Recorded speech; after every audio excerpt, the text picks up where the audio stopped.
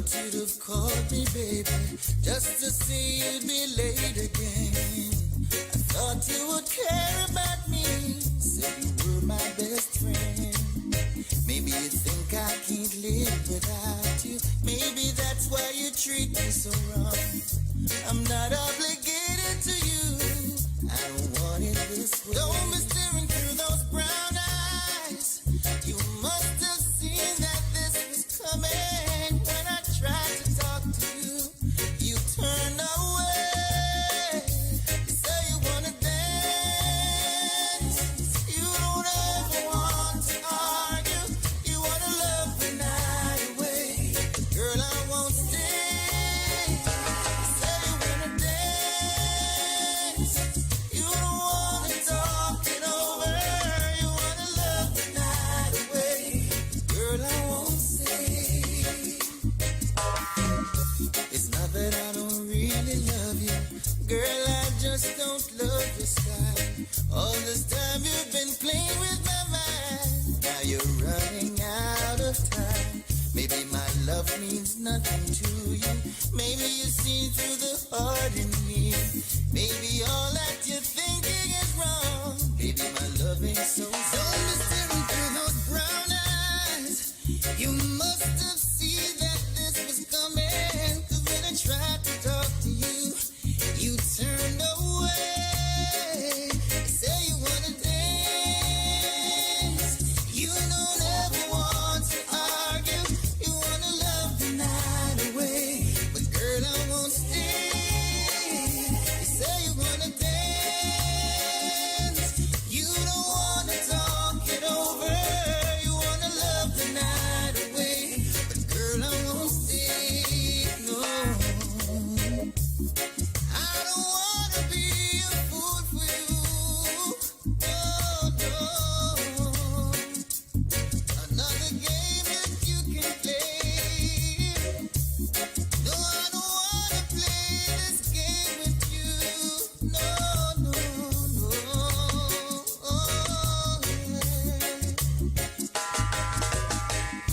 Fun and games won't mean the same to you. Oh, when it's said and done, there'll be no love to keep you warm. You'll come crying back to me again. 'Cause when it's said and done, get someone else to keep you warm. You wanna dance. You don't ever want to argue. You wanna love the night away. But girl, I won't stay. Say you wanna dance. You don't wanna talk it over. You wanna love the night away. But girl, I won't stay. I don't wanna be a fool for you.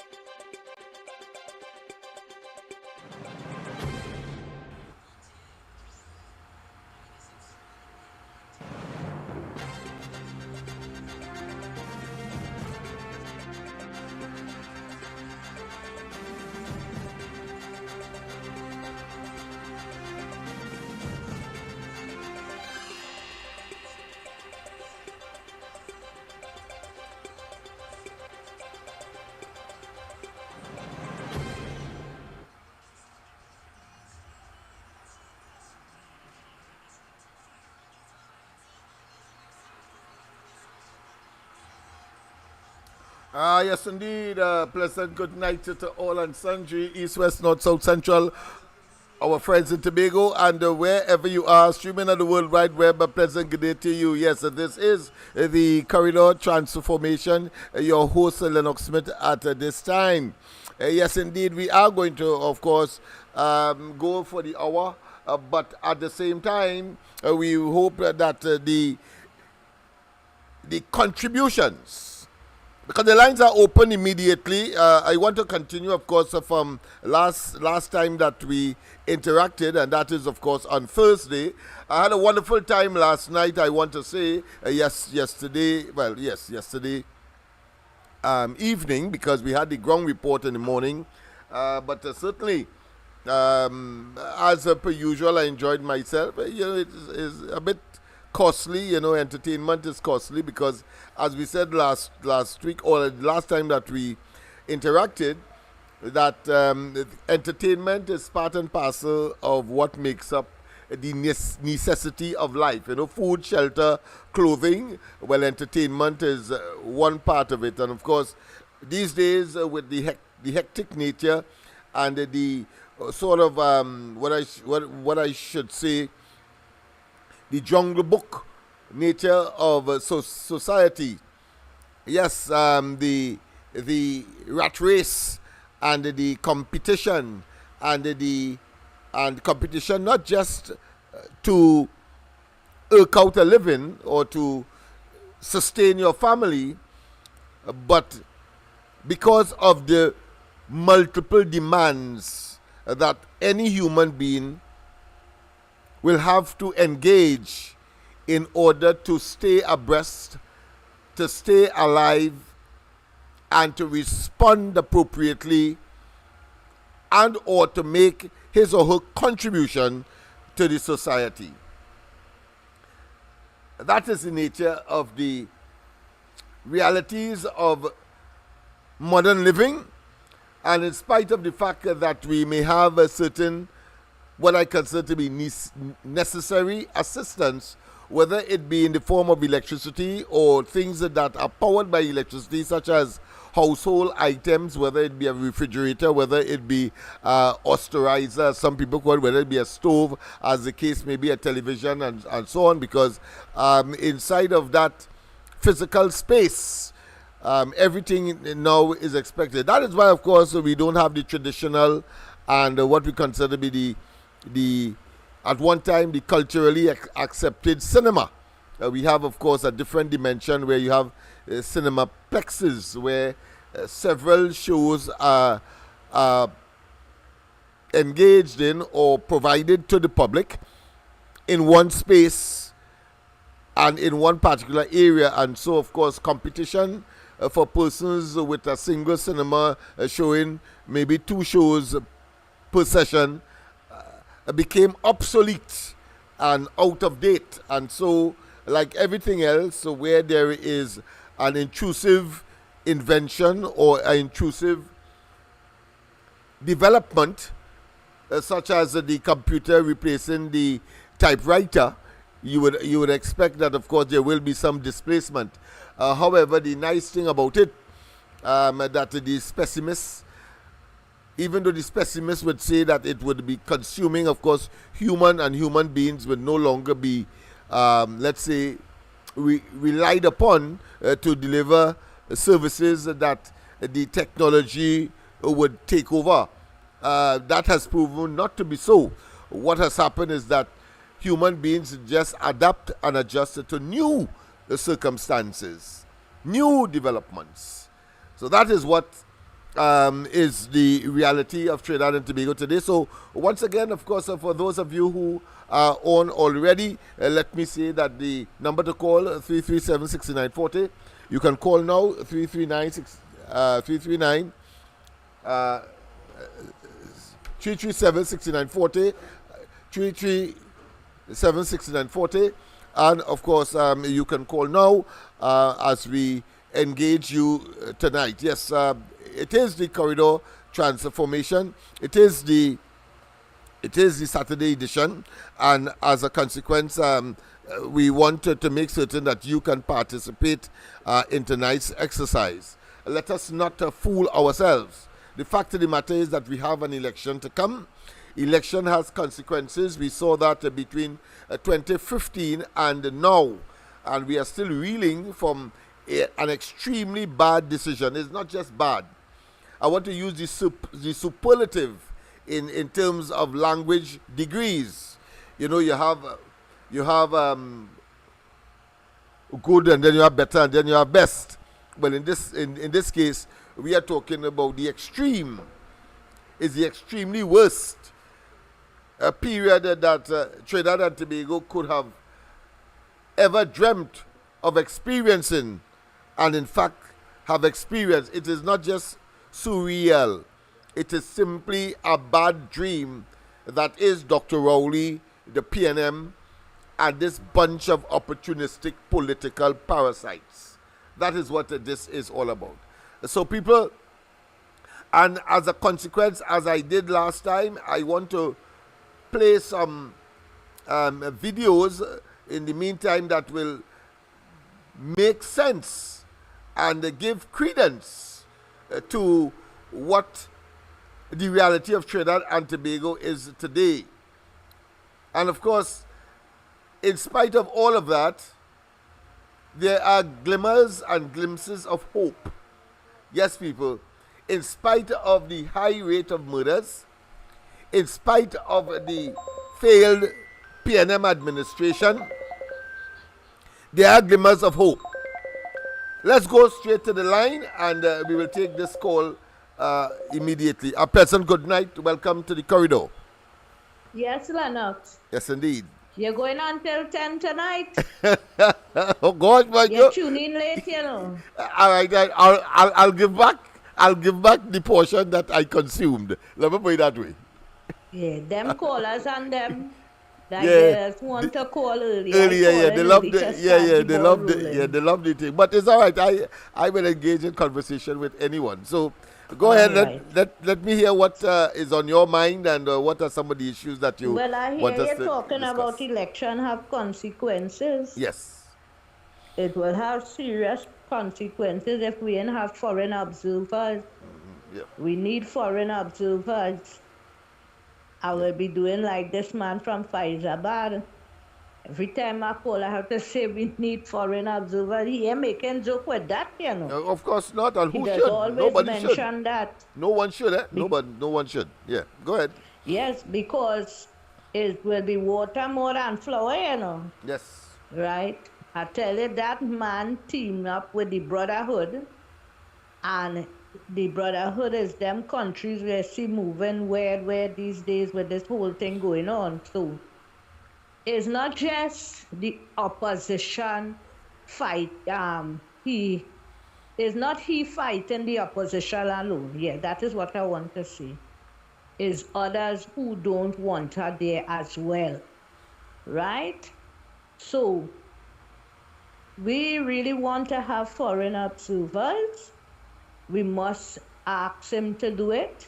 We will keep asking. Oh, yes. And if he don't do it, we will have to go international for him to get some pressure. Mm-hmm. Because people see in the relationship now with him and this Brotherhood. Yes. Okay? Yes. What I want to say is, thank God I talked for some years well about this man friend he have there next door. Yes. Good. So that the people was aware, who pay attention, and they who keep researching and understand the whole setup. Right? So we mustn't lose focus on that, because it have, us in plenty problem right now. Yes. With that stance that he take. Yes. He quiet, where Rowley? and where Imbert? Where is Imbert? In fact, I want to know where you. Where's the entire Rowley, government? Where's the entire government? I'm not hearing from them. They are extremely, what I consider to be silent. They are conspicuous by their silence as well. Yeah. It's very noticeable, yes. But it's Rowley I want to hear. He is saying nothing to the country. Why did it not end this thing? We can't give him a rest on that. Of course not. But a very interesting development is taking place, Miss Arima. Tell me. There is well, it ended, I think, yesterday, where there is the owners of broadcasting institutions and so on held a seminar workshop with the Chamber of Commerce. I learned afterwards, and the British High Commission on the whole question of elections coverage by journalists. What is your take on that? Are you seeing, because as a consequence of the contribution, Rowley came out and say, of course, we mentioned it last Thursday, so we could do it again, where he said that he's not in favor of people identifying that they are a member of a particular party when the EBC are recruiting people to serve as election period or election day officers for and on behalf of EBC. But Rowley jump out and say he is in total disagreement. What's your take on that? Well, I heard that, I heard that piece of news. LENNOX, I don't know what to say, He very pretensive, What do you think? He always has some agenda. Because when he tell you close your eye, you have to open it wide. When he tell you jump, you have to stand up straight like a pin. Yes. Yeah, so tricky. Yeah, I hear all of that. I just listen to everything, sinister, Yeah. But you see these kind of news, people hearing it, so I just like to come with something different. I hear you. Well, I know, I sure what I talking, because the situation we will get in is that you have to have proof with what you're saying. Yes. Some people will come with conspiracy theory. They make a joke by so. The time will come when we can't say anything about the government because he were these communist leaders, right? Yes. One thing people not paying attention to with him, and he talking brave and bold, as is okay, that is the Cubans. He have them coming here to work on these old buildings around the savannah they call the Magnificent Seven and others. Yes. Right now, I see them working on the old museum there on Frederick Street. And there's always some lie associated with it. Even that and all is a lie. When he went to what is a lie? He Rowley speaking a lie. When he went to open it, he said that it was a private sector initiative. The government had no part to play in it, but the government owned Angostura, and it was Angostura. He always has these deflections that so simplistic and so insulting to one's intelligence. One wonders how the hell he became some kind of doctor. I suppose he's a doctor of rocks. But go ahead, What I say in the museum there on Frederick Street next to Napa, that old museum, they're still working on it, Yeah, they're still working. This is what I'm saying. I'm saying that he is saying that the government had no part to play, when in fact it's his thing. His vanity. Hold on. His vanity. These projects all over where it's not really necessary to put money into that. Is to help the Cubans, because he does tell you it's a government-to-government arrangement. Transaction. Yeah. Right? Arrangement. Yeah, I believe too with Balize House, he have them working there. So anywhere you see Cubans working on our government buildings, right? And even this P&M party house they have there. Yeah, it's a quick pro with the Cuban government, so as to feed the Cuban government. Yeah, because quick to help. One hand can't clap. So whenever. Hello? One hand can't clap, I was saying. No, don't look at it so.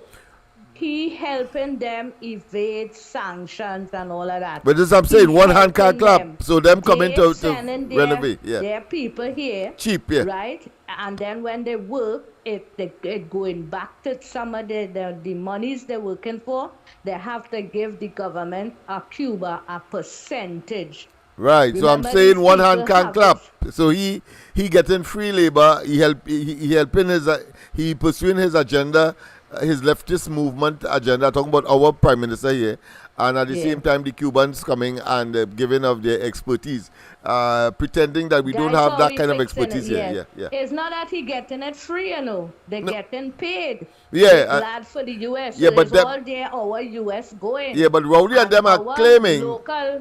Rowley and them are claiming that these not getting anything. This is what I'm saying. Tell you that they are experts and all That's that. right. That's the point I'm making. Them there working.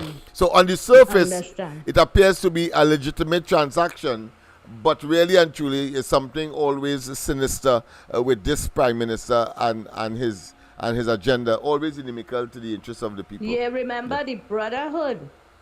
He tell us let us do wrong things, let us do bad things.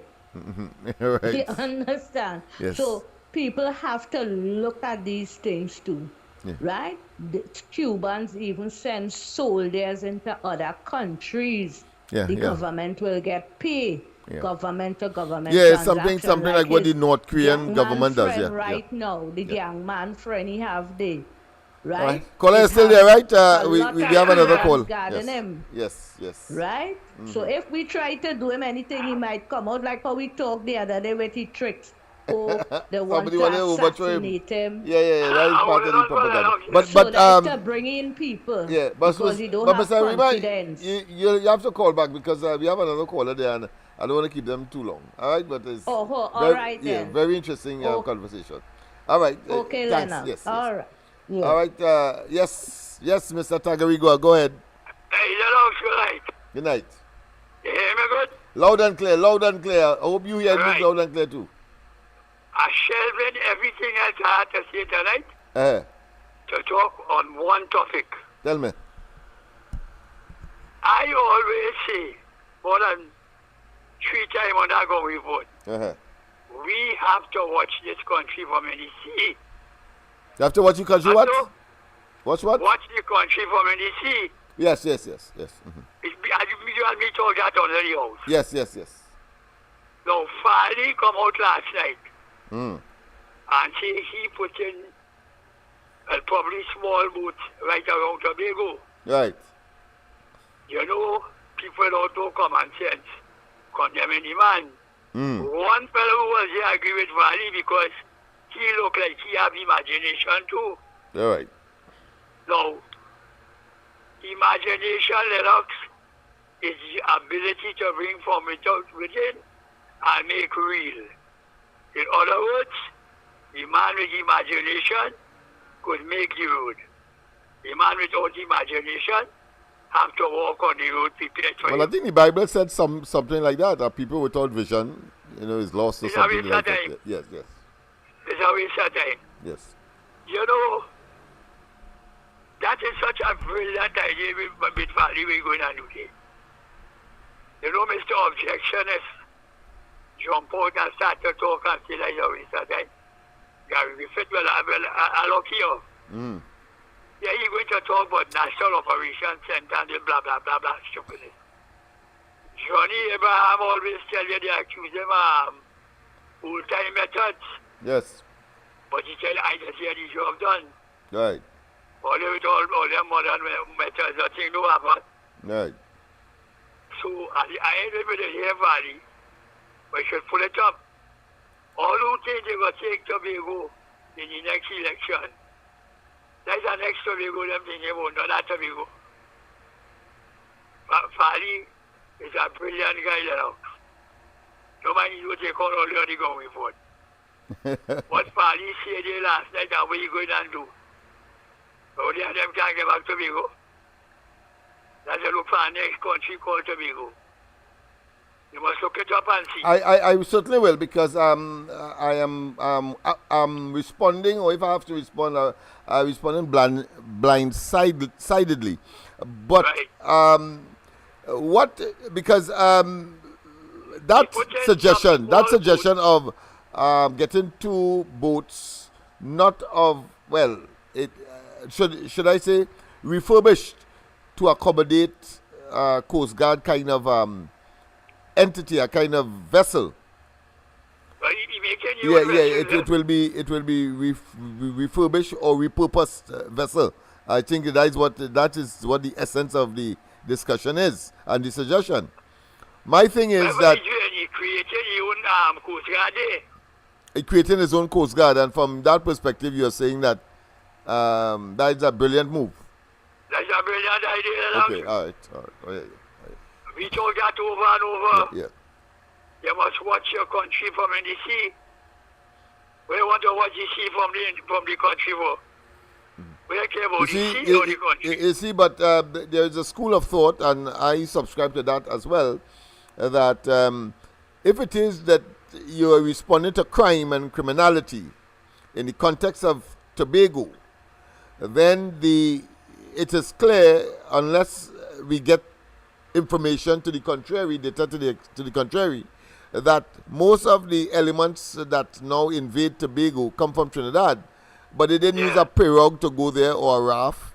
They use, of course, the normal transportation system between Trinidad and Tobago, whether it be by air or whether it be by, of course, those passenger or cargo vessel means. All of them, Lennox. Right. So let me hear. You go pick up with all of them. All right. Right. So that is why the argument for spending money on boats seem to have a piece of short-sightedness, because you should be spending the money on scanners and other security apparatus that moves mass amounts of persons between the islands. And if Lennox, Bootsy man talking about no big ship, you know. Yeah. No, I hear you, but I'm just saying, if you have to make an argument for argument's sake, then that to me is the greater argument, that you should be focusing on those security technology, if you want to call it that, that can scan and weed out. You have all that. Yeah. You have all that on the woods. The very idea that the man could come up with that idea. Yeah. So he's a brilliant man. Yeah. No, I hear you, but I'm just saying, for the purpose for which it was intended, it may be something more than what it is, as you mentioned. And I'm not disagreeing with you. I'm just saying, if it is you're frustrated with crime, then the emphasis should be there or equally there. But that's it. All right. Any other question? Any other thing? Because I get another call here. Yeah, I'm going to leave the rest for tomorrow. All right. Okay. Right. We'll call you. Pleasant good night. Welcome. Pleasant good night. Welcome. Pleasant good night. Welcome. Mr. Lennox? Yes. Right on the corridor transformation. Yes. Right now. All right. Are you hearing me right? Yeah, I'm hearing you loud and clear. Are you hearing me? All right. Yeah, okay, because right, yes, I'm hearing you I had to go in the background, boy, because once I come in the foreground, the system seemed to go berserk. So I've decided that out of tenacity and the will to convey and to interact, I think I should stay in the background. It's working out good because we have greater clarity and we can still speak and express our respective views. Go ahead. All right, I'm just going to make it fast. Go ahead. What I want to see, right? I want to see, anyway, pleasant night to all those who on the chat. Yes. And I sent a post to you there, an article that with the opposition party in Venezuela, where they use a certain strategy to compile the tally to prove that they won the election. I hope that you would look it over. I certainly will. Yeah. That is in favor of Trump's argument. No. That's a different thing where the opposition got a lot of local observers to go by every constituency where. Oh, you're talking about in Venezuela, right? Oh, sorry. I missed you there for a short. Yeah, Venezuela, right? Yeah. Okay, so let's get back on track. All right. Yes, go ahead. So repeat it. Yeah. What I'm saying. If you could read it, probably forward it to some, like in the NC who could go through it and see what are some of the measures that they use in order to keep the tally in their respective view. Oh, right. In their favor, yeah. So if you could please look it over. I certainly will, my friend. That would be good information. Very good information. I want to see. Thank you very much. And have a blessed night. Yes, same to you. So you see, people are very conscious and aware of the wildness of this administration, this PNM group of miscreants who are prepared, of course, to stay in office at all costs and at our expense in the process. And that is something we cannot afford to countenance, nor can we, in fact, accept it, simply because you are giving us pain, ache, agony. You're giving us filth and acid and telling us that is a sweetener, that is sugar, that is honey. You are delivering to us, believing that somehow we are going to be fools in perpetuity. Well, let me tell Rowley and his entire government, nobody could be a fool for anybody else. And if only believe that the population you have fooled, think again. Not when you have, of course, good people who are not prepared to sit idly by and have this bigotry, this travesty imposed upon them. It's already too long. It's already too often. It's already too frequent. It is already part and parcel of the playbook of the PNM. Anybody with a modicum of common sense and with a potpourri of understanding based on their own experiences at this point in time will come to the inescapable conclusion. Let's not waste time with that. So he's going to try, and I'm very glad that the caller is able to send some information to see how I have not gotten wind of it. I have not seen it as yet, but based on what he has said, that the information contained, it is about how they stole the elections or attempted to steal the elections. I say attempted here because Maduro is still in trouble. He's not out of the woods in Venezuela. So we will take a look at that. Momentarily I was thinking it was a Trump situation, but I recognize that it is more closer to us right here, 7 miles away, closer than Tobago is Venezuela.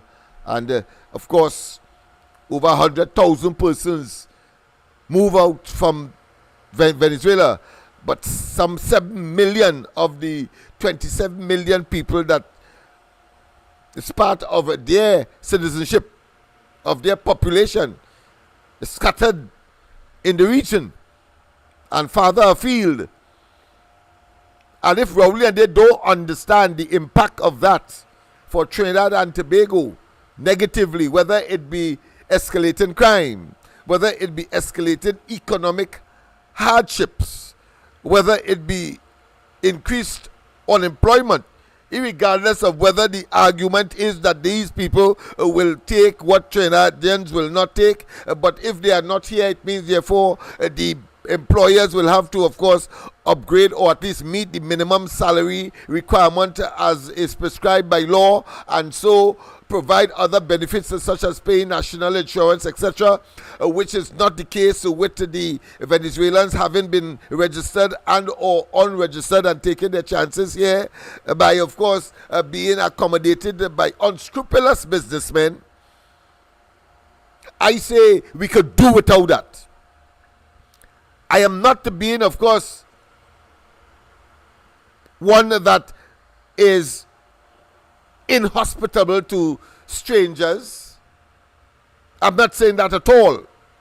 What I'm saying is that if we have our own challenges, the government has a responsibility that every citizen expects to act in the country's best interest.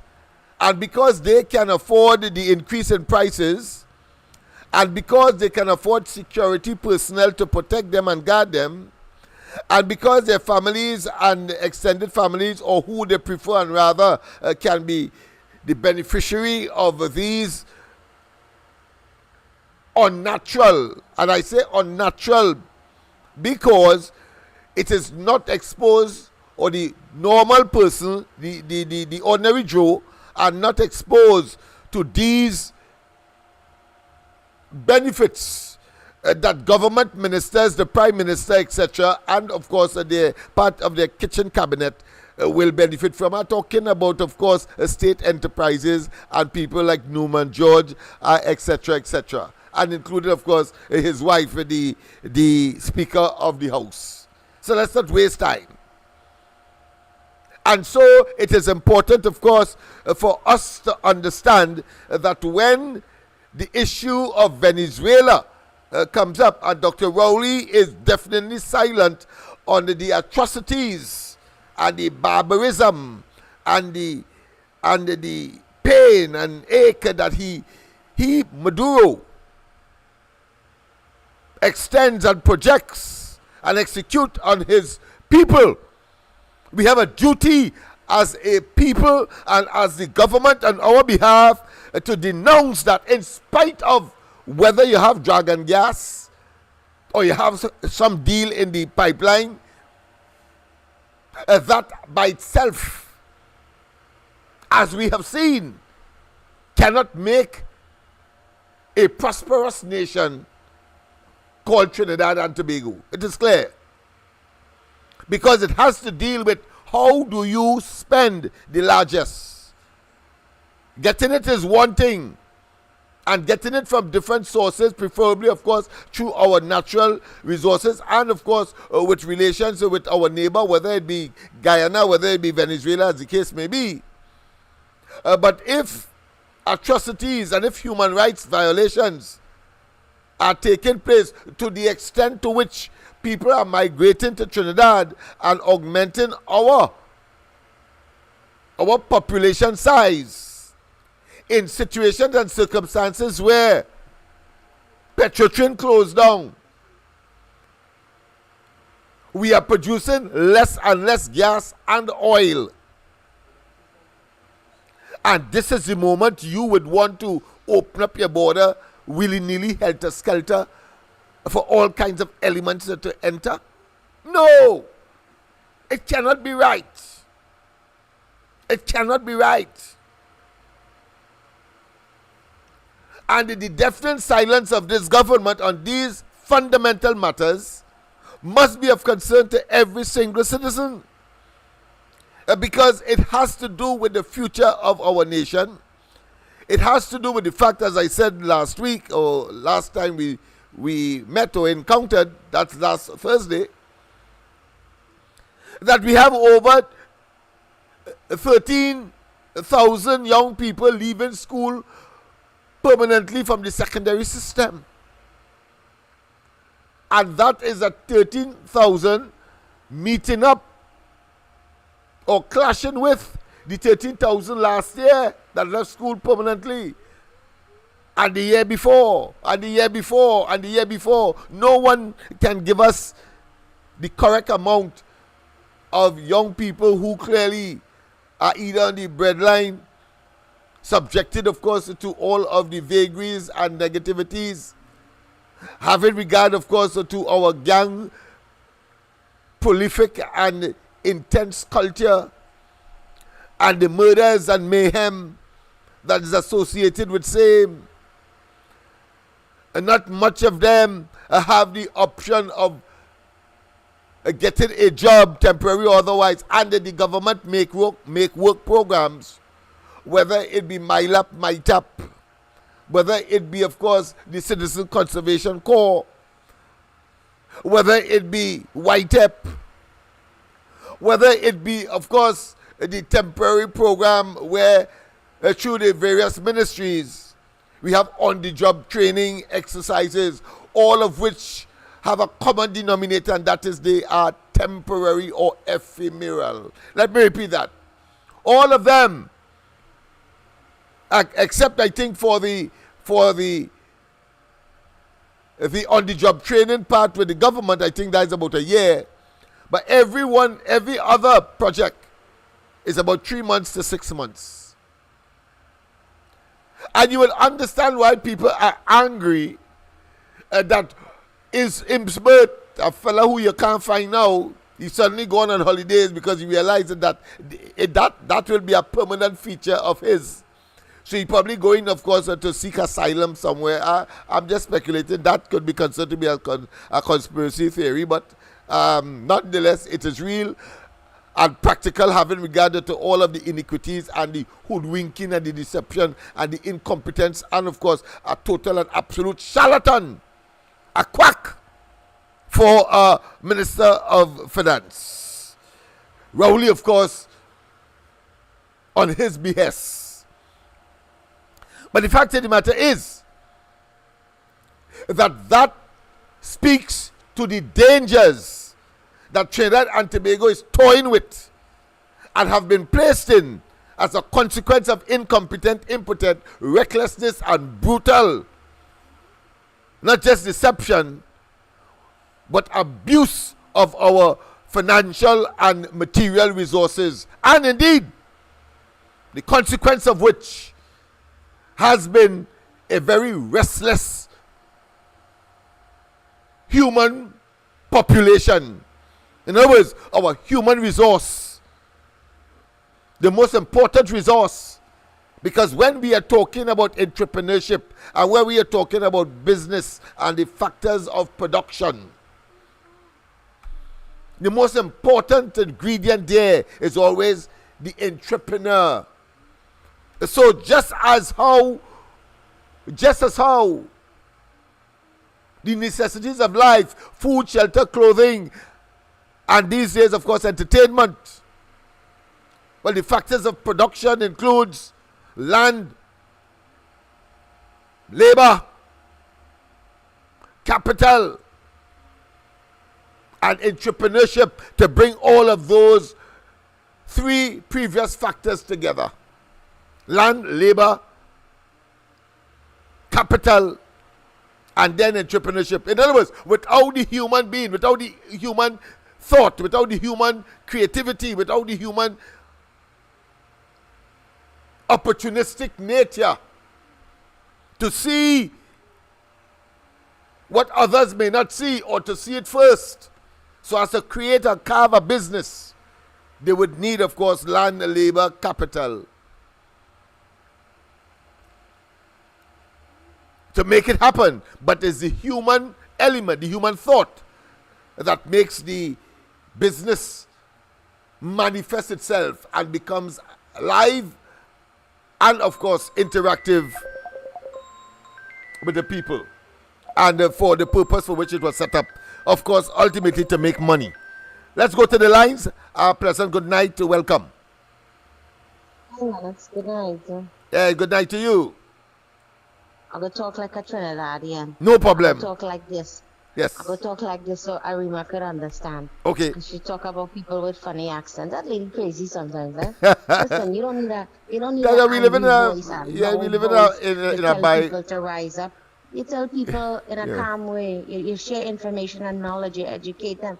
And when they become knowledge and they have that insight of what's going on, they'll rise up. Of course. You empower. You don't make them angry, because an uneducated, angry leader is not very good. That's right. All right? I agree. Thank you. Yes, I agree. Yeah. But powerful voices doesn't mean, hey, let me go on the street and let me stand up. No, we got to reform education. We have to do a lot of things. Like, for example, Trinidad had oil since the 1900s, since 1919. Yes. The oil was discovered here. From 1919 to today, we should have been better than Singapore. That's right. You know, but I was listening to the UNC budget meeting, and they were comparing us, like they were talking about Dubai being a first world country, and Dubai being like have all these great things.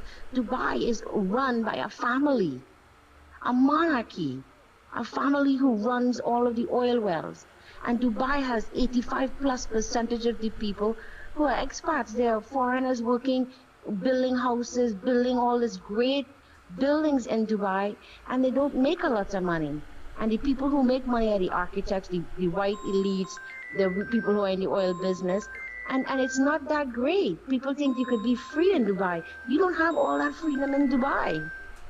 But I'm saying that because education is so caller, powerful. just hold on. I have another caller on the other line, all right, on the system line. Go ahead.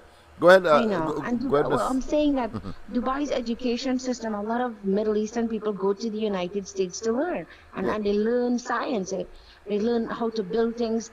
We should have that system here, where we're learning how to build top-of-the-line factories to build, to manufacture. Our oil refinery should have been top-of-the-line. That's right. We should have solar panels on every freaking house in Trinidad. What did they do at the airport? Did you see that solar panel park they built? It's a joke. Yeah. It's a freaking joke. You look at that. panels and they're talking about it like it's a big field, and you put it on space that can have grass. You should put it on top of buildings and the car park all over. But you see, we don't do that because we are so complacent in this country, in that the P&M education system has made us content. You are content to live in a road that has 100 potholes. Mediocrity. with Mediocrity is a single word for it. Live in Yes. mediocrity, yes. You know what?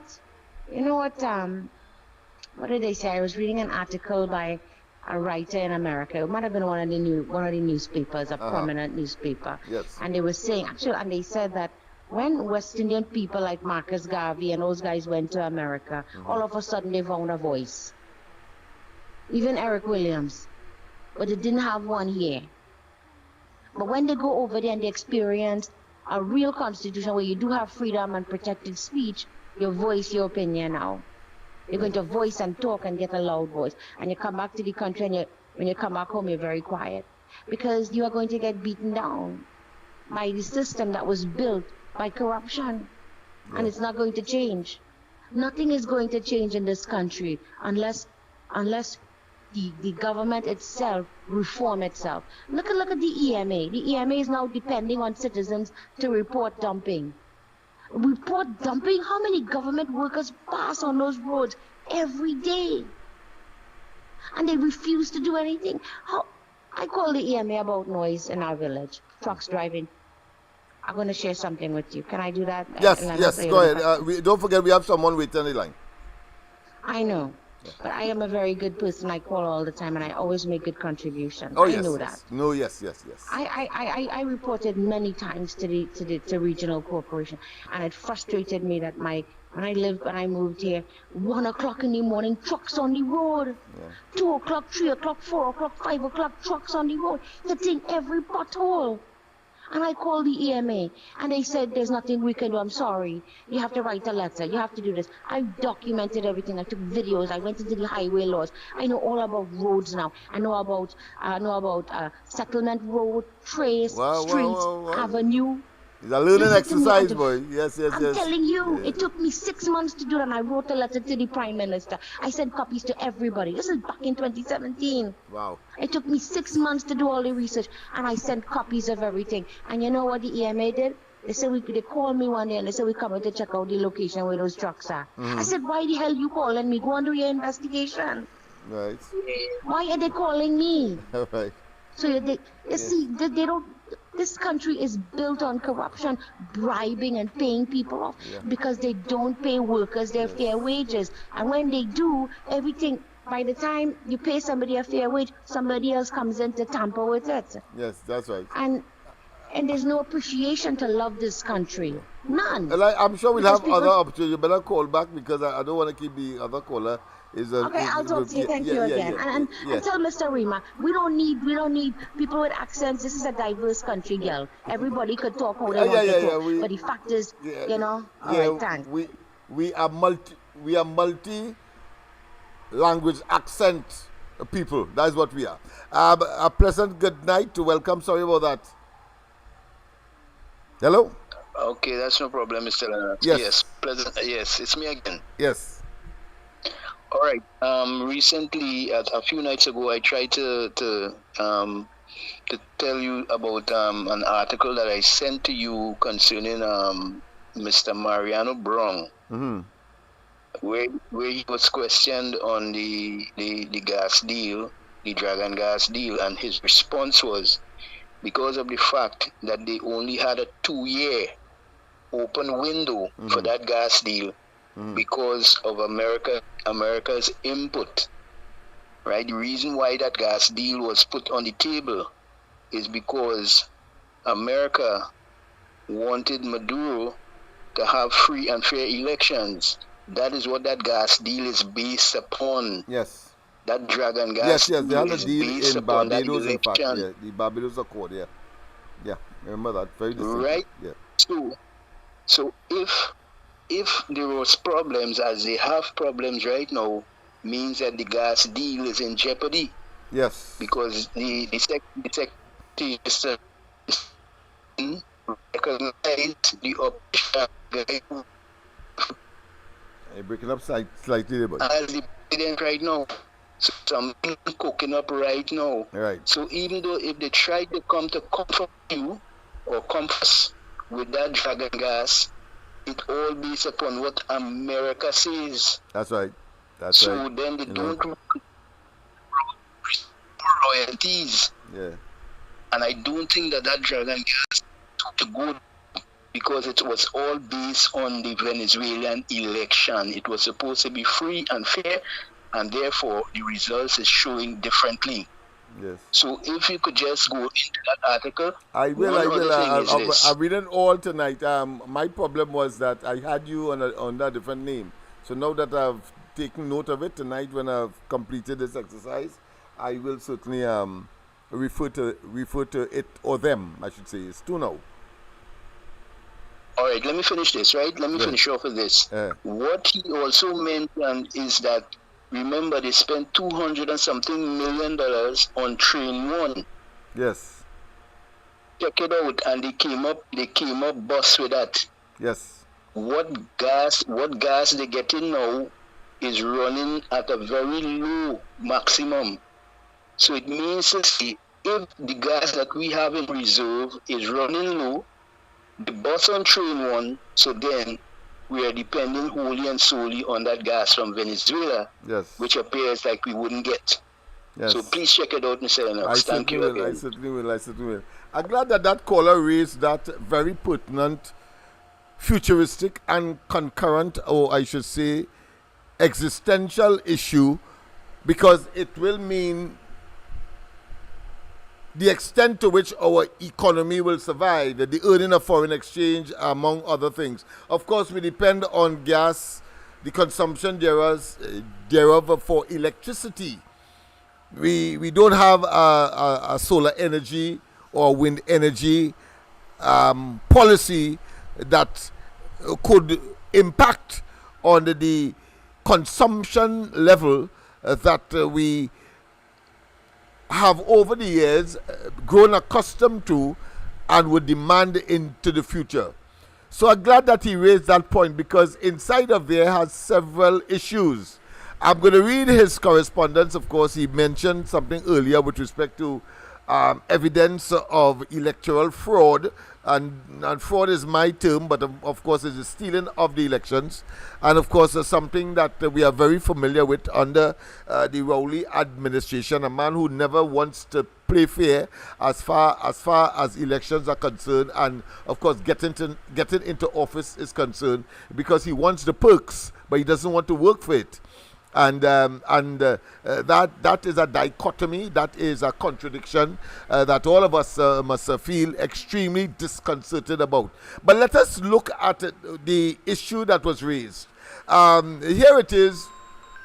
Oh, we have to go for the line. You have to go to the line, people. Of course, a pleasant good night. Welcome. Hello. Yes, I'm here. I'm trying to load on this device here. Alright, we go have ahead. an echo. Yes. Coming across clear? Clear. Crystal clear. Right. Yes. I want Miss Madras to pay attention. I don't want to get cross up with anybody. She could go back to what I said the night when I spoke about her soft voice and her accent. I never say that you mustn't talk with your accent. My dear lady, how could you say Live such from a the thing? Hyatt Regency Hotel. You know? The People's Your National voice, how you Movement talking, you talking, but it has still on. powerful callers. The dreaded property names that tax. I mentioned. The dreaded property tax. Activists. The dreaded where property we tax. powerful The with dreaded our property voice. tax. Right? Everybody telling the For population example, Anna that Roberts, this PNM coming into office will bring back that tax is the highest level of dishonesty. Let me make it abundantly clear. The property tax has already been dealt with. Dreaded property tax. They make a strong Let impact me make to it the abundantly UNC. clear. The property You tax hear, my has dear already lady? been This is dealt with. Trinidad and Tobago. What this UNC And this is our culture, right? And as I said too, we're dealing with a tyrant. It have the ones who have soft voices and they would talk with diplomacy and so. For example, Miss Kamala Persad Bissessa, nobody can change her way. That is how she is. I never asked for her to change and be scandalous.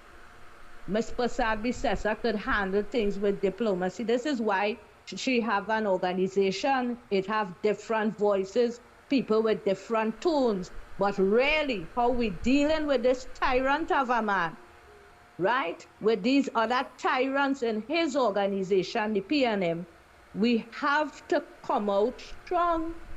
We can't have people talking kind and soft to approach them. This is a war going on. This is a political war. That lady there in Venezuela, Miss Machado, you ever see how she does operate? That is how she is. If she wasn't powerful, you think the people have time to follow her? The man that she put, instead of her being there, he quiet. He older than her, and he quiet, and it's she who leading the way. When you're dealing with these kind of people, these tyrants, you can't go soft alone and only have soft people around you. So my dear lady, you keep talking how you just talk. Go back to the recording, and you would never hear me say you mustn't talk with your accent. I never say that. Okay, Lennox. Beautiful. Have a good night. Yeah, thank you for that clarification, because I would have been none the wiser if you didn't make that clarity as to why she would have said that she wanted to talk like a Trini in her introduction to her presentation this tonight. But clearly, all are welcome, and as I said, we live in a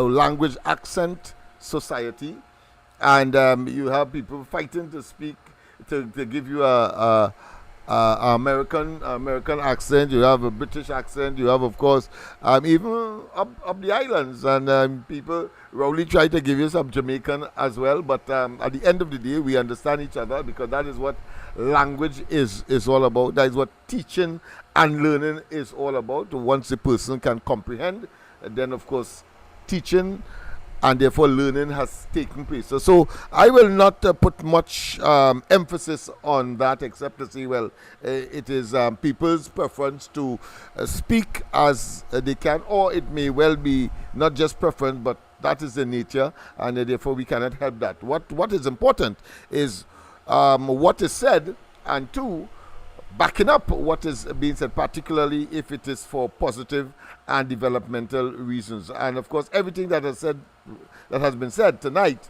and previous, I want to say that it has always been very rewarding and advancing. I want to get back to the topic that I wanted to elaborate upon from the caller from the United States. But before that, let's go to the hypocrite called Rowley. We cannot, of course, have a proper program unless we didn't generate the instantaneous proof as to the generic or the general malaise, incompetence, impotence, lies, deception, and clearly criminal behavior of a regime that has lost its way.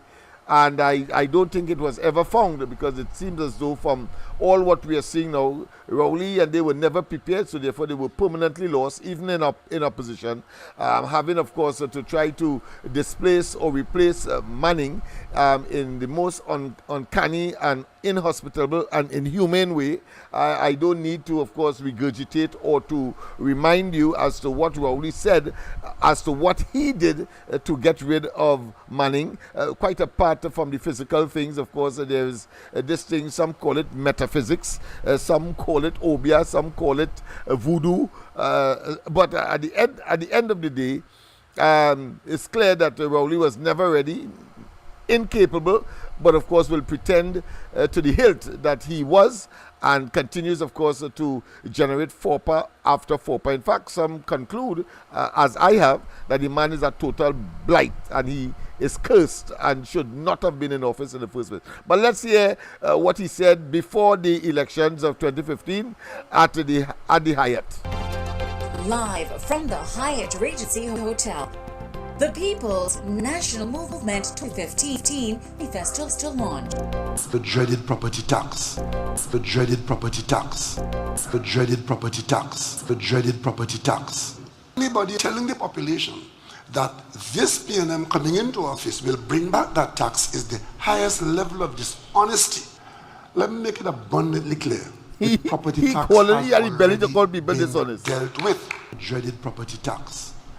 Let me make it abundantly clear. The property tax has already been dealt with. What this UNC government did a few years ago, they returned to land and building taxes in phases. The first phase of bringing the tax back was to treat with commercial properties. The second phase was agricultural properties. And the third phase is the residential. So as I speak to you now, arrangements are already in place put by this UNC administration for land and building taxes for residential properties to come back into being after September 7th. That was done by Larry Hawaii when he became Minister of Finance. So for anybody in the government now to be telling the population that this PNM coming into office will bring back that tax is the highest level of dishonesty. So for anybody in the government now to be telling the population that this PNM coming into office will bring back that tax is the highest level of dishonesty. Just wanted to touch on property tax. Some people have been concerned about maybe rent prices going up. I was wondering if you had any thoughts on that, and also with regard to the Rental Assessment Board, if there were any comments or thoughts with regard to that. Well, again, first and foremost, if you don't have property, then you have no tax to pay. If you are a tenant, I think landlords would still price their tenants. Tenants are hard to get at. And I think the average landlord would not want to drive his tenant out by increasing his rent because of property tax. I think there's been a lot of misunderstanding and misrepresentation of property tax, deliberately so, where people... I want to pause here because this level of stupidity, this level of asinine disposition, this level of square peg and round hole argument must be dismissed and disabused once and for all from anybody's mind. This man has gone mad. Now just imagine to justify a position that he did not have before the election and sympathetic to the average Joe, to the salaried person, the one salaried person. We talked about that Thursday. He is saying in a press conference with the media called by him that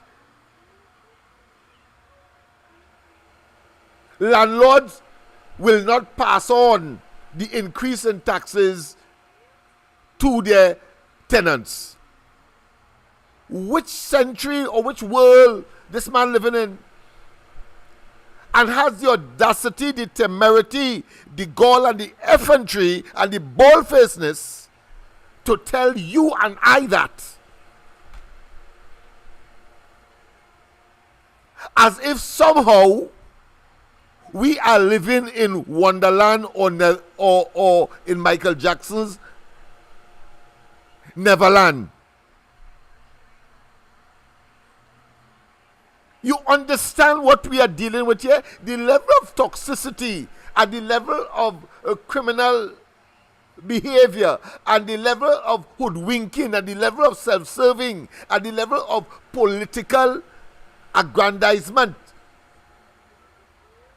and maintenance of political power in this country as reposed in this despicable specimen of inhumanity. I talk about Rowley here. Yes, the Prime Minister of Trinidad and Tobago. It's amazing how he could come up with, and it's the same thing Imbert was saying when they increased, even though they were in a position again before the election of 2015, not to interfere with subsidies. It's the same nonsense Imbert was telling us that he don't expect those persons engaged in the taxi business and the maxi taxi business and the transportation business to increase their fare or their charges for the transportation of goods and services when he instituted the increase in gas and other fuels in this country by the stroke of a pen, totally ignoring and totally, I don't think these people are so bestial in their nature, but clearly what they have done and said demonstrates that they are, in fact, that they are beasts in human form. How could you implement a measure that effectively caused the increase of cost and operations on one sector, especially in the context of a business, because transportation is a business operation, is a sector of the economy. It is included, of course, in any economic evaluation. The transportation sector, just as, of course, the tourism sector, just as the agricultural sector, just as the banking sector, just as the architectural sector, just as the business sector, and we can go on and on. All of these are sectors coming together, of course, to provide goods and services for the upkeep of the society. That is to say, to provide the food, shelter, and clothing that we spoke of at the commencement of this discussion, inclusive, of course, of entertainment, because you have the entertainment industry as well. But here it is, the Prime Minister, and of course his sometimes deputy, but Minister of Finance, are telling us that when they raise fuel prices, and in this specific case before us tonight, the question of property tax, he is saying that he don't expect a businessman who is a landlord who will automatically have an increase in his cost by the imposition of that tax. It doesn't matter whether it's a cent, 2 cents, etc. But what you have telegraphed, because let's face it, in the economic system that we operate in, greed, it nurtures greed, it supports greed. But let's go straight to the lines. We don't want to, of course, delay any caller. Pleasant good night, welcome. Yeah, good night, Silver Fox here. Yes, my friend, how are you? Hi there, your boy here, man. Yes. Lennox, the problem with us, we put a person in power that we don't know nothing about. Rowley is not a person who was to give power to turn no prime minister. The fella, it alleged, he and my aunt went Bishop High School together, right? People, of course, this is the Tobago caller, so he is closer to the character and personality that has created, or should I say the personality and character that has created that person called Rowley in his formative days in Tobago. So go ahead, my friend. So I should let the population know that. He went to Bishop High School. My aunt was in the school same time with him. Yes. And the people he used to associate with is the blue-eyed people, brown skin, white. He wasn't associating with our people, it's alleged. Right. We people was nothing to him. And this is a person we take and made a prime minister. A person who has no love for the people who even voting for him. We fighting up for him, but he is fighting for his own self. If you go and look on his farm, it's a legend Tobago. He don't have people like me and you on it. is Venezuelans working there. High colored people. He have got it alleged. And I noticed that on Balize House as well. I saw in air condition. Spanish-speaking people on Balize House working here. What some people can't even afford car and they can't even afford a fan in the house. And this is the man we fighting for, right? He believe in real life that we are so stupid, right? And some of us proving that to me that they are stupid. Yeah, well. It is time. It is time. It is time to get up. Politically get up. And politically get him out of power. We're waiting too long. If you wait till election, all you can't move the man from there, no. If all you wait for election, all you can't move the man from there, no. Because that man doing so much wrong that he ain't giving up power, no. All you get tied up with that fella from Tobago. Get tied up with that man from Tobago called Christopher Rowley. Boy, Satan don't even want he in hell. Thank you. I hear you, my friend. Based on what you said there, caller from Tobago, Silver Fox, in fact, he's fondly called. My 9-year-old son gave us a joke this morning today that I think is well in line with what you have said as far as Satan is concerned. If I could regurgitate it correctly, he was talking about some friend of his online that said that his mother is so ugly that something has to be wrong with her. Something to that effect. I can't remember exactly what. But then, of course, he retorted by saying that your mother is so ugly that when she went to hell, I think Satan moved or Satan went to church. I was not being told. Satan ended up going to church. First, the mother ugly. So I suppose this is very appropriate for Rowley. Because clearly some people are saying that once Rowley go down to hell, Satan will run and give way to him. That is how dangerous this man is. I am saying so not loosely, people, or not out of malice or anything of the sort, or political preference or anti what he stands for and his party. But I'm talking so from the perspective that Dr. Rowley was rejected by Tobagonians. Let me repeat that. Rowley was rejected by Tobagonians. His party in the last THA elections, even though he tried to manipulate and undermine and subvert the system by going through and utilizing his limited, or should I say tenuous number in the parliament, are talking about only 22 seats as opposed to the 19 seats of the opposition, of 41 seats in totality.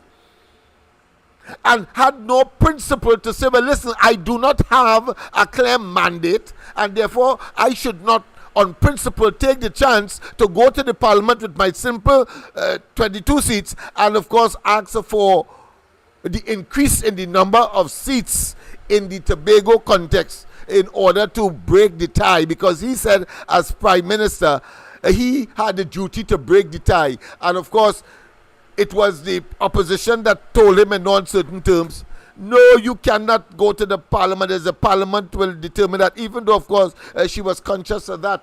He has a built-in majority. It's not that she didn't know that. But you put these fellas in perspective and you make them understand that you are not prepared to sit by idly, or you are not prepared, of course, to give way to what is clearly autocratic and despotic and criminal and dictatorial individual. So even though there's a built-in majority and the likelihood that the 22 will vote, which will overwhelm, of course, the 19, You cannot say that as Prime Minister, this should happen and that should happen. You want to break the tie, and so you go to the Parliament. And that is why it is so significant to make the nexus between what the Privy Council said, albeit in a different circumstance. In that case, of course, the postponement of the local government elections. But it is instructive. It is critical that we understand that this man is a runaway dictator. He has no respect for the principle and rules and laws governing not just the electoral process, but the concept itself of the rule of law, the separation of powers, and the independence of constitutionally protected institutions in this country. We have seen him broke all of the rules. So the caller from Tobago is correct.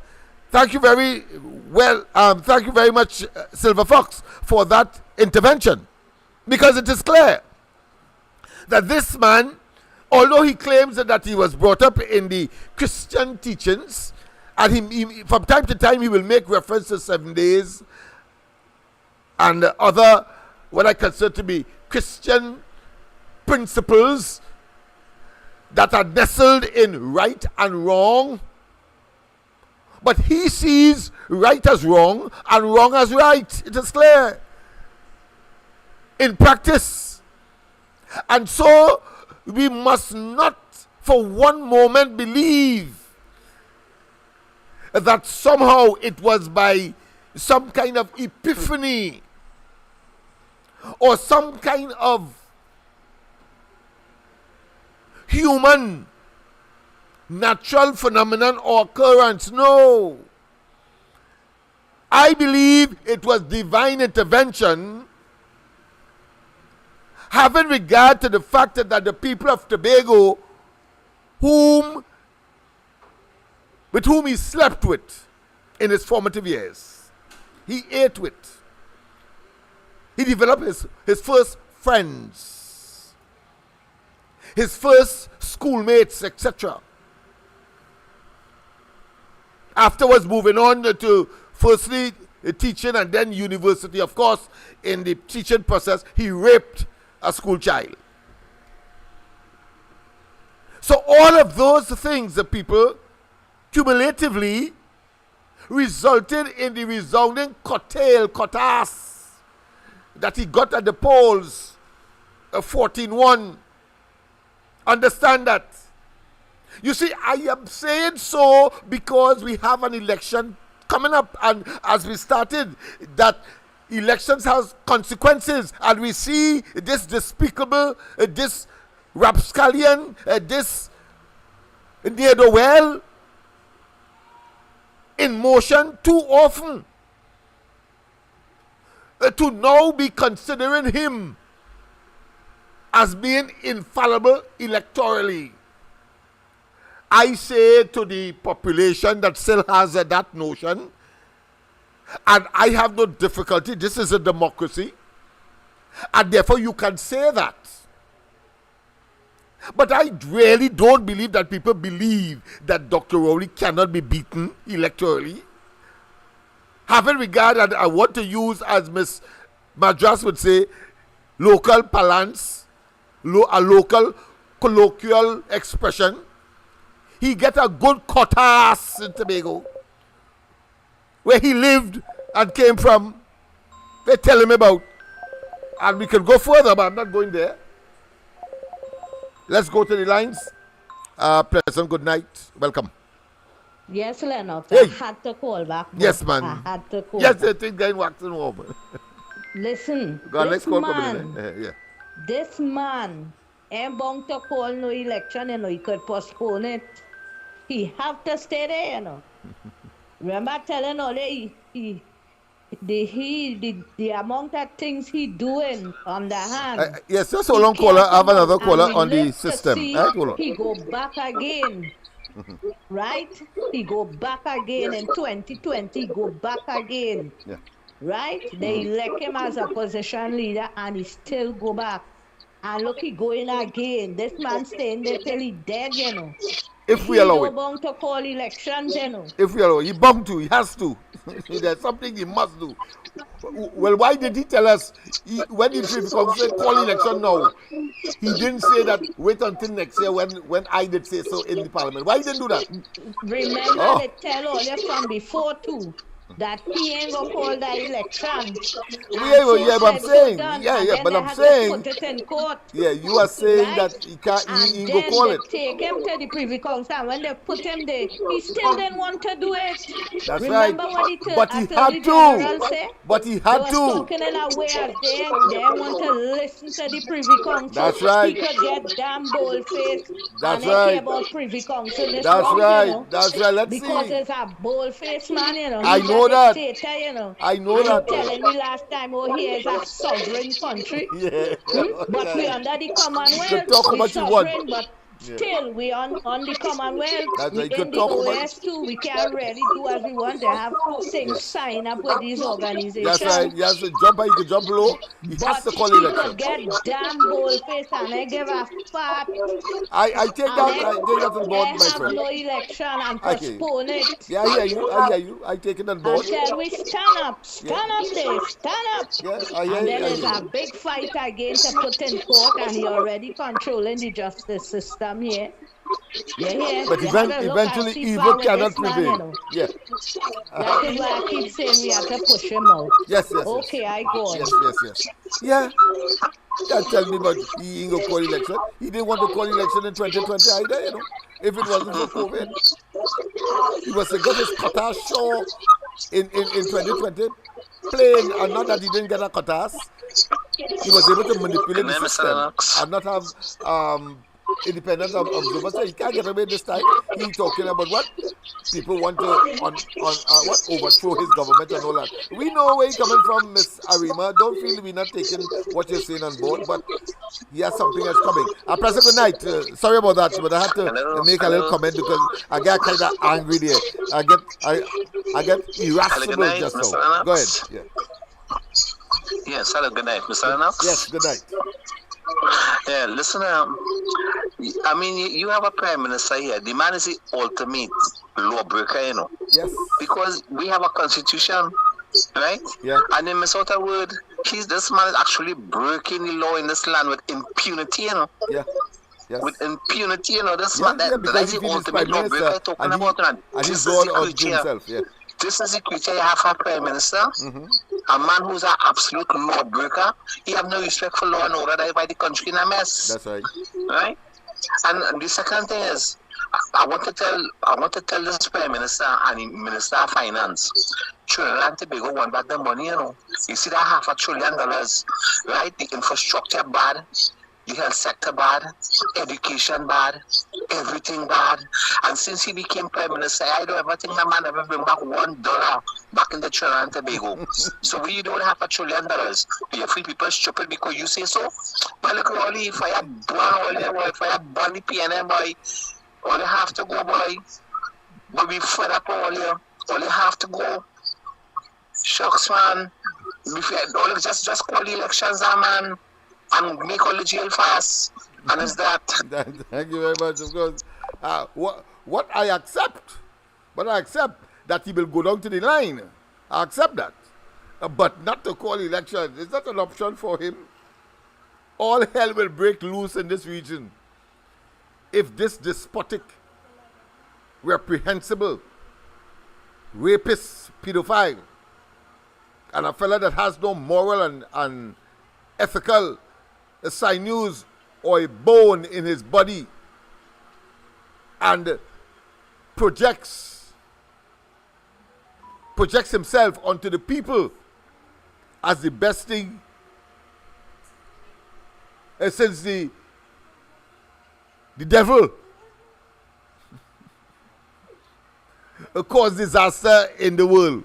Since the best thing since the devil caused disaster in the world. I was trying to get an appropriate comparison, so I think I ended up there.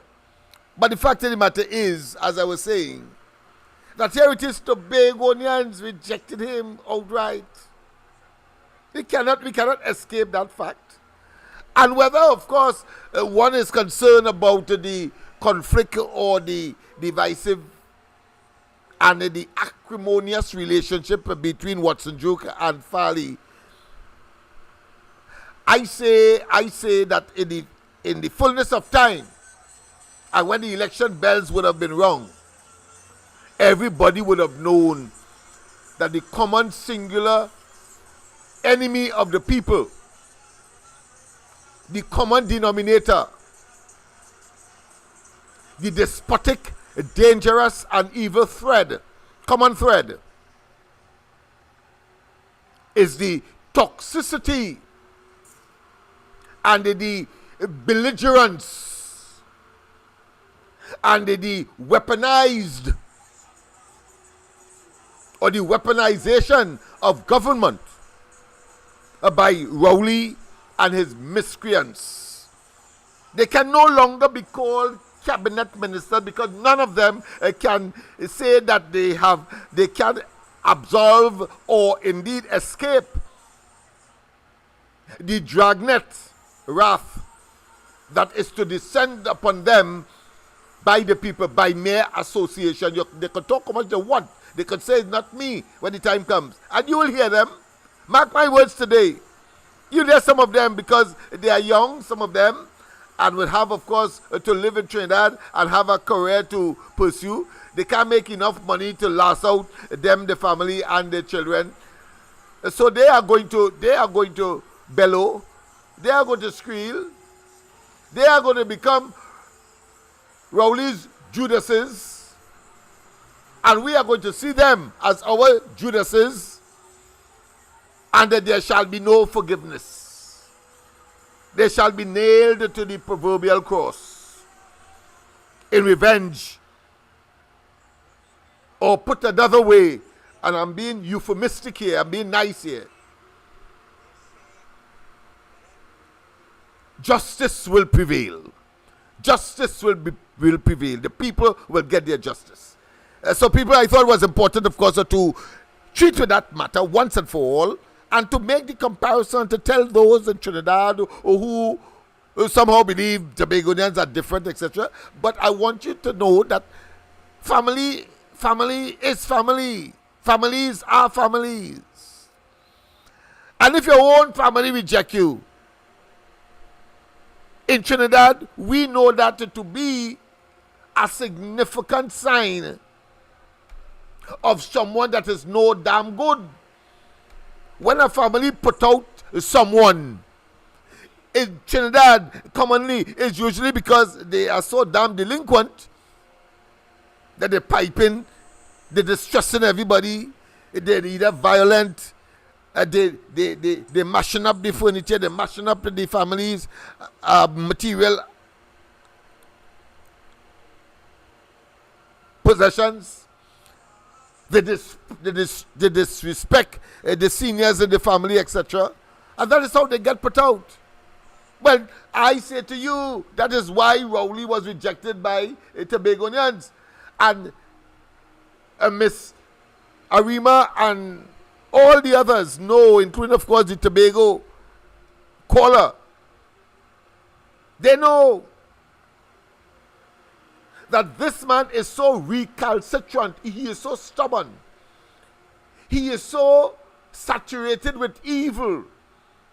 He is so disrespectful and he is so nonchalant when coming to, of course, issues that are supposed to be the responsibility of the officer, or put another way, the holder of the,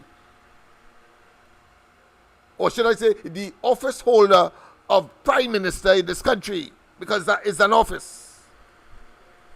And he abdicated, he neglected, and he either ride roughshod or generate a kind of arrogance and contempt, demonstrating a kind of narcissistic, but one that is absolutely and totally at variance to what is expected at minimum of a prime minister in Trinidad. So Tobagonians know, and they have delivered, and they have acted. And so we too must follow suit by way of example. His family having rejected him. A pleasant good night. Welcome. Yes, Silver Fox, I'm back again. Yes.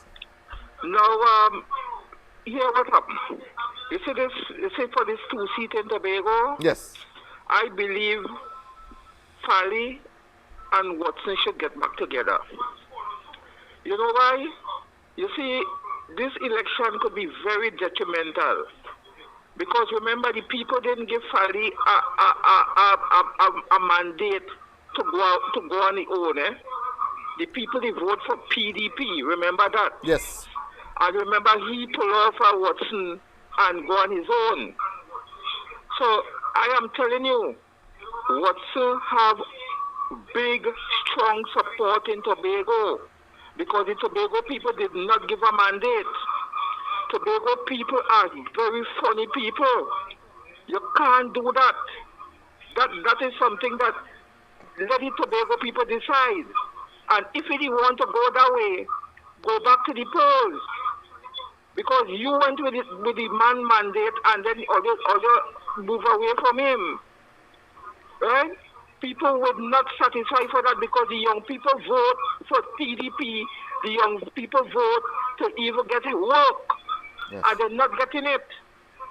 They're not getting it. It's only certain people getting work in Tobago.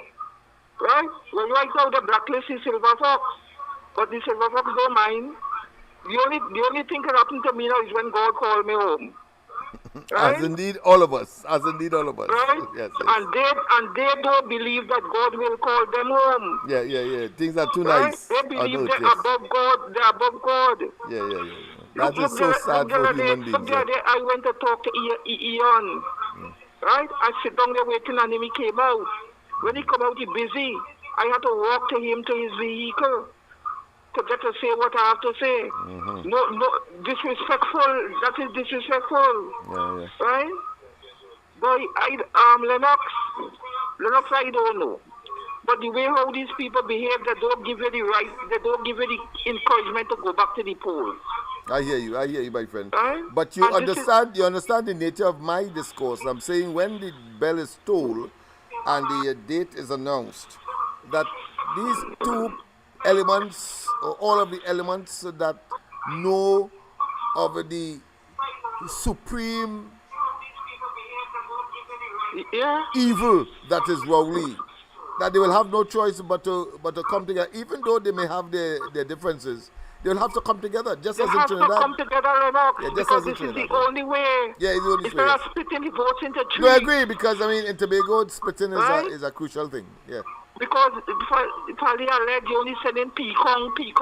You have to stop that. If you say you're a man of God, you go do the godly thing, do the right thing. Yeah. But he will have no choice. He had to face reality, just as Rowley has to face reality that his cuckoo is cooked and he has reached the zenith, the end of his menacing of the people of Trinidad and Tobago and his political career, and he may be entering a new career by what I consider to be mental asylum for the criminally insane, somewhere in Port of Spain or up at Golden Grove. Yes. I want to see, I tell you flat, I want to see PNM out of Tobago. Yes. Right? They are not good, they're toxic. But I'm telling you this, Lennox. Mm-hmm. Lennox, I'm telling you this, and believe me here today. It was easier to talk to somebody from PNM, even though they are giving you what you want, than talk to these fellas right now. All right. I hear you. We are taking. That is why we have taken a position on the ground report that is why engage in constructive criticism. Yeah, how they take it if they want to feel that we insulting them, or they want to feel insulted because we are telling them that they are naked or that the petticoat is showing. Well, so be it. But we have a duty and responsibility, and we cannot shirk that because of their feelings. They didn't put themselves there. They put up themselves for the people to put them there. That is what I know. I know no other way. Otherwise, they have to tell me, as Rowley can't tell me yet, who bequeathed Trinidad to PNM. And who gave, and if they say it's Eric Williams, who gave Trinidad to Eric Williams? I would want to know. None of them could answer that. And one thing So that's delusion. One thing I want to tell Trinidadians and all those misfits and all those who believe there is PNM and all those who have their heart and soul and they will die at PNM. Let me tell you something. Rowley is a different kettle of fish. Rowley don't like you all as it's alleged. And all you're fighting for this man. All you don't have to understand. All you understand now. All you understand. Look at all your skin color and see who is the people he does leave in power. Thank you. Yes, indeed. Thank you very much again for that addition. But I want to say something again because I want to inculcate, for want of a better term, I want to bring people's attention to another side of that coin. As far as the loving or being susceptible or being accepting of Rowley, those sycophants, because I'm from Laventille, so I could say it without fear of contradiction and authoritatively. Those so-called sycophants and those PNM diehards, we hear these days, I'm hearing him Mr. Port of Spain and so on. His arguments, I'm sure that afterwards he would listen to himself and realize what a consummate ass that he has been making himself over the period that he would be making contribution. No sense, lack of course, put another way, only innuendos, misleading statements. Usually we could find out easily the genesis, usually from either Rowley or somebody in government, and they will not research and of course simply regurgitate that like parrots. Well, I want to tell them, look at it from this perspective, all of you. If Rowley, Hines, Imbert and Day leave the PNM and form a party of their own, would you vote for them? Let me repeat. Yes, I know that you are now in a state of what I consider to be discombobulation or in a state of confusion now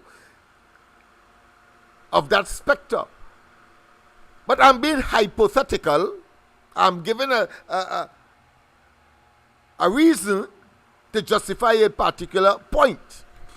I'm saying that if Rowley decides that he no longer wants to be on the platform or take the chariot of the PNM into consideration and decide he, Hines and Imbert and others of course, to form their own party, would you vote for him or that party?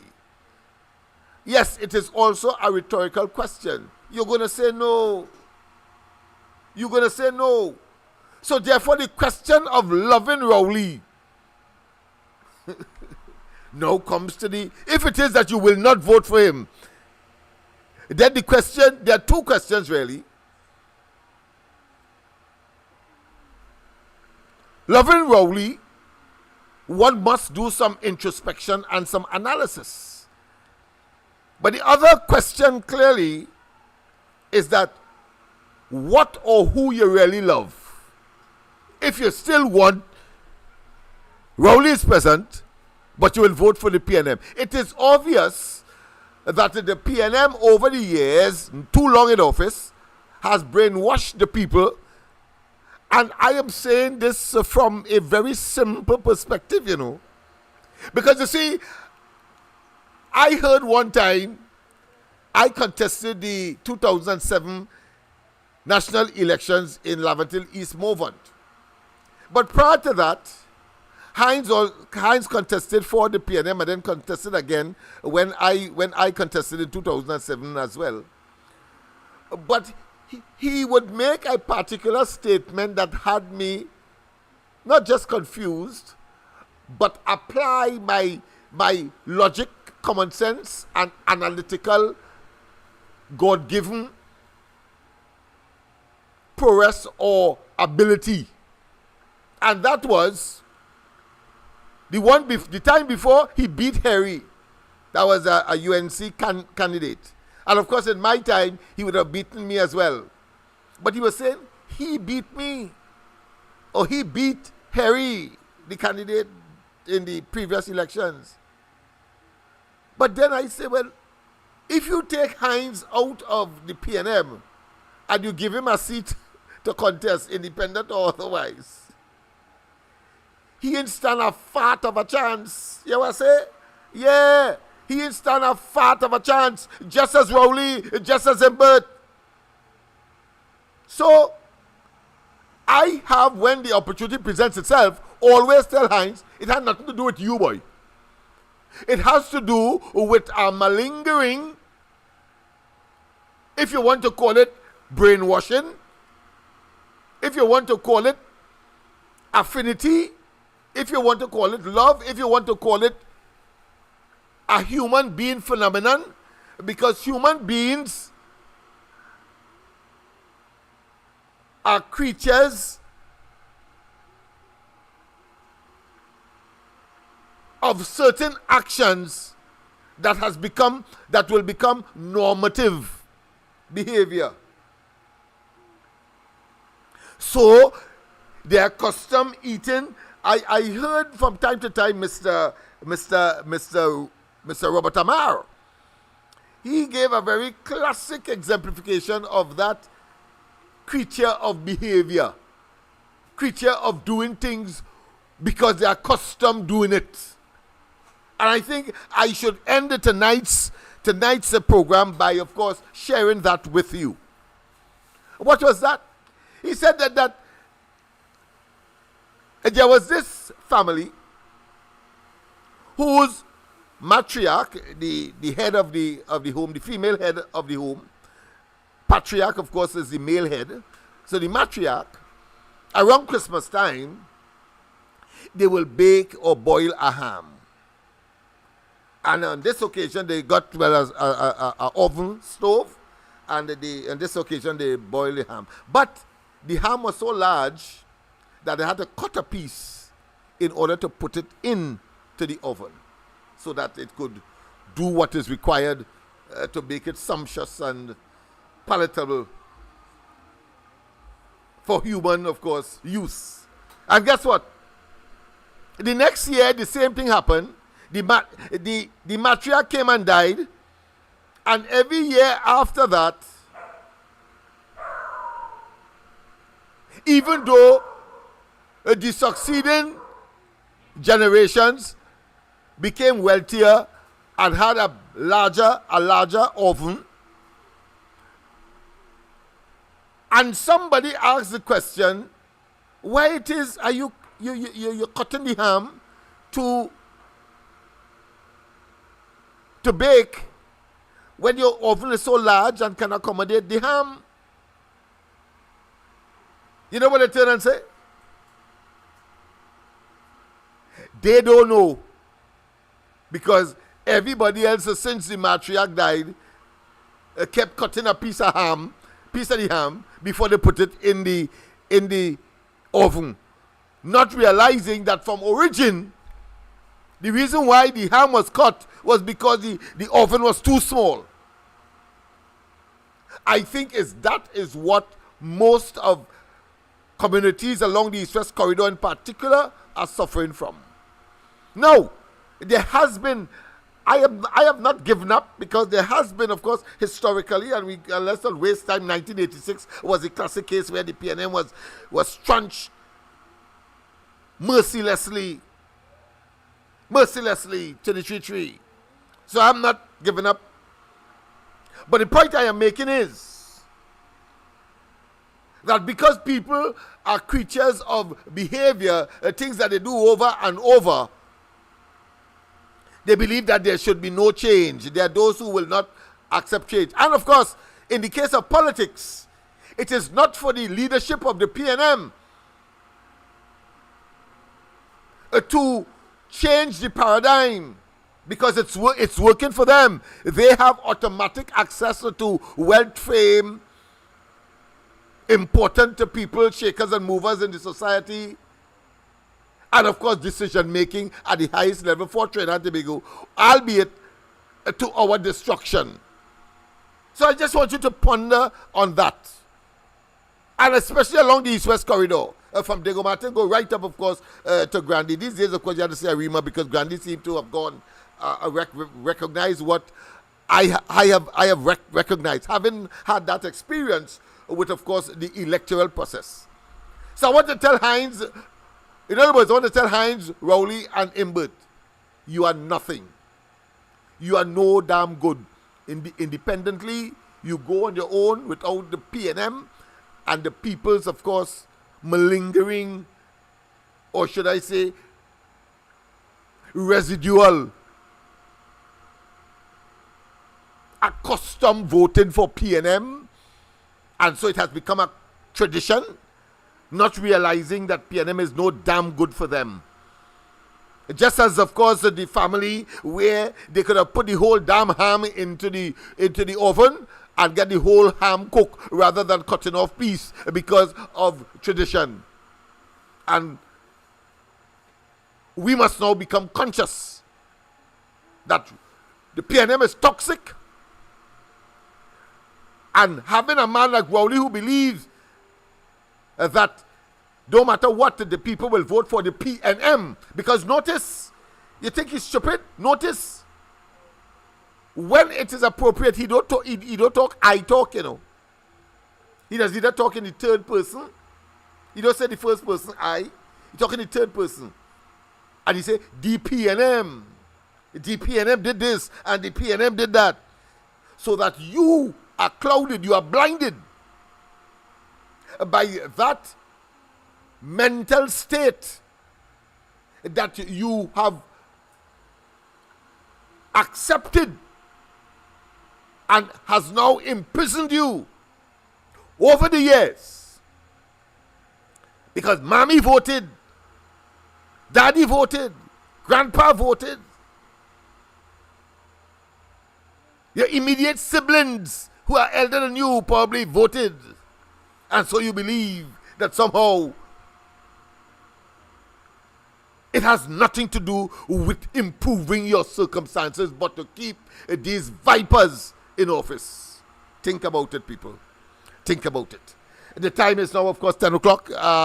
Miss Arima was correct. Not only did I give back time, but she predicted that I should go until 10. Well, I did so inadvertently because I had to clear this. And, of course, I will talk about it tomorrow as well. And let's hear how many of you would come on board to, of course, generate the consciousness. The consciousness. I don't know. I have an important engagement tomorrow, sorry. So I will see you Monday night. I know some of you sharpen up your chops and maybe looking at information to get, because I'll be pretty late back home tomorrow. So tomorrow night. So I will not be on time. So we will see each other on Monday morning on the Ground Report, and then, of course, Monday night, when we will, no bad breezes blow. This will give you more time to express that. Ask anybody, sycophants, no sycophants, if Rowley, Imbert, Hines, and any one of them in the PNM decide to leave the PNM and go in or form a party of their own, would you even consider them? I could imagine what they would say about Rowley, how ugly he is, because he was not, of course, gifted, or he had no pulchritudinous blessings. Pulchritudinous meaning no beauty. And that is why I suspect he has difficulty when he looks in the mirror, whether on a daily basis or infrequently, especially when that head of hair that would have him look or have a hairstyle such as Dr. Gopi Singh or Wade Mark, he don't like it at all. So he pretends that he has a artificial bald head, when in fact he has a natural bald head with a head of hair that, if he allows it to grow, then it will start from the back of his head. That bone in the back of your head is called the occipital bone. And on both sides, right and left side, and just above his ears, and of course, on his right and left temporal region, that side of his, just behind his ears, just behind his eyes, that temporal bones. He doesn't want that turf of hair to grow at all. Because apart from naturally looking like a beast, without it, you could imagine what he'd see in his quiet moments when he allowed that turf of hair to grow. First man I know have a natural bald head and trying to make it look artificial, shaving it every morning. So people, of course, we have come to the end. Let me just complete what Rowley was saying about property tax, that hypocrite consummate. Led to believe that it would be this humongous tax based on the value of property.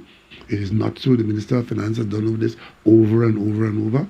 And the numbers are numbers that we believe are manageable. And to the extent that there are people who have genuine problems, provision would be made for that, for those exemptions. So let us not overdo it. We are going through a period of change, and those changes are not all painless, but they are for the better. Speaking during the national budget presentation in Parliament on Monday, Imbert said he received the residential property valuation roll, which will be sent to the Inland Revenue Division, which will set the procedural framework for the collection of residential property tax. Property taxes are easily calculated but subject to extensive narratives of knowingly false claims, misinformation, and disinformation in making false accusations about the property tax levels that most citizens will be required to pay. Imbert said the property tax calculation is based on the annual rental value. The Board of Inland Revenue will calculate the property taxes based on the annual rental values, discounted by 10% or with an application of 3% of the discounted ARV. For example, with an annual rental value of $24,000, the property tax will be $54 per month.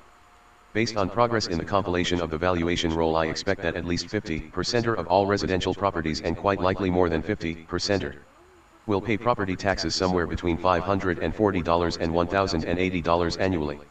Imbert said for properties with the lowest possible ARV of $18,000 or less, the property tax would be approximately $41 per month.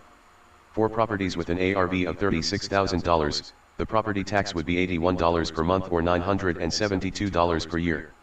For larger properties with an ARV of $120,000, the property tax would be $3,000 per annum or $250 per month. He said they are ensuring that vulnerable groups are shielded, as there are avenues to apply for a deferral of the tax. If a citizen cannot pay the tax due to hardship, or they are on old age pension, public assistance, or disability grants, or they have minimal income, they can apply to the Board of Inland Revenue for deferral of property tax. So for anybody in the government now to be telling the population that this PNM coming into office will bring back that tax is the highest level of dishonesty. So for anybody in the government now to be telling the population that this PNM coming into office will bring back that tax is the highest level of dishonesty. The dreaded property tax. The dreaded property tax. Live from the Hyatt Regency Hotel, the People's National Movement 2015 Festival still on. The dreaded property tax. The dreaded property tax. The dreaded property tax.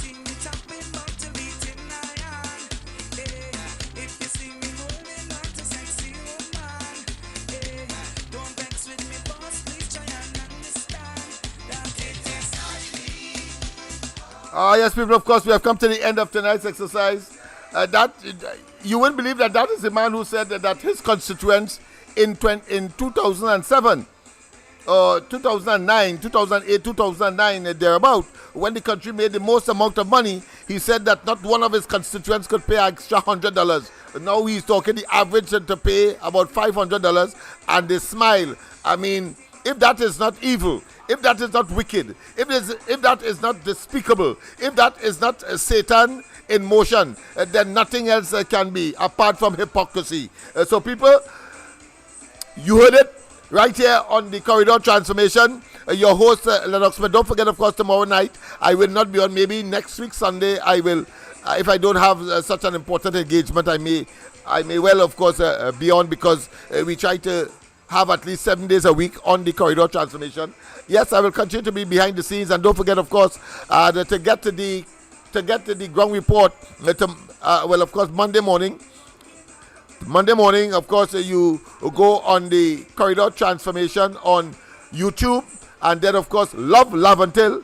Let me repeat, Love Until on Facebook. Those of you who are Facebookers, as opposed to YouTube, you go there and you key in or you log in to Love Until on Facebook. Let me repeat, on Facebook, Love Until, and you will get, of course, the ground report, as you will get, of course, the corridor transformation.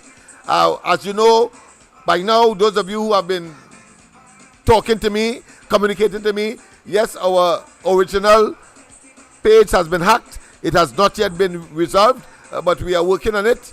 And until such time, Love Until will be the page that we'll be using on Facebook for the corridor transformation and for the ground report. And then, of course, on YouTube, well, you just log in to corridor transformation.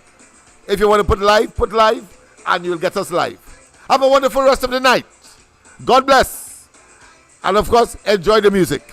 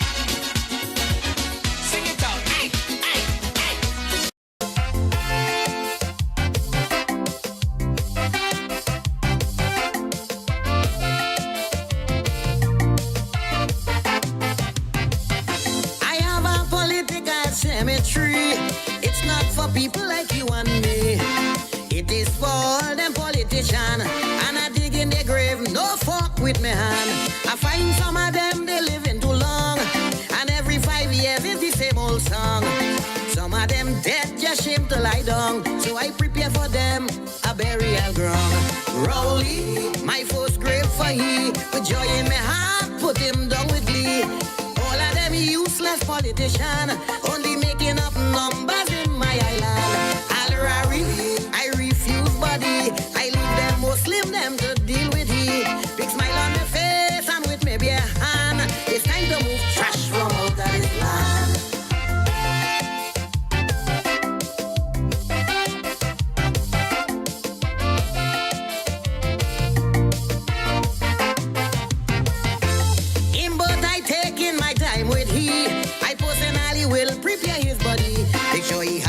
sardonic grin on his face.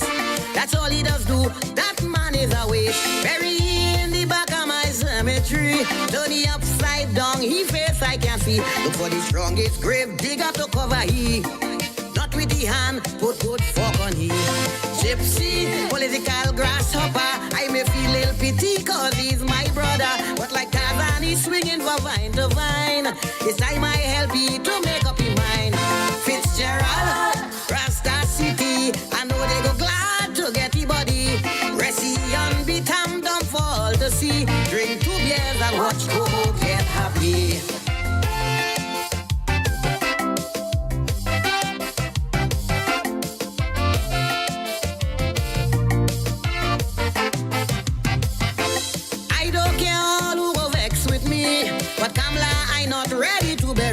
She's a strong, determined woman like me and deserve a chance to run this country. When she in power, I don't go hungry. And Calypsonian does get big money. She don't deserve no spot in my cemetery. I putting she in the center of the city, ready to bury. She's a strong, determined woman like me and deserve a chance to run this country.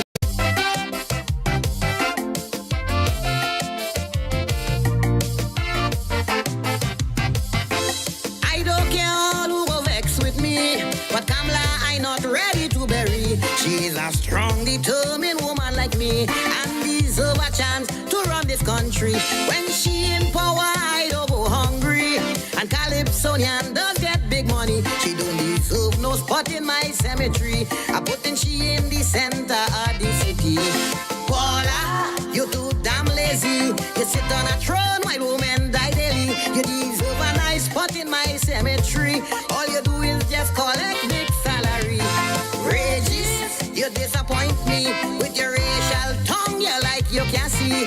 Your baba does trim you with weed waka. All day all you do is sushila.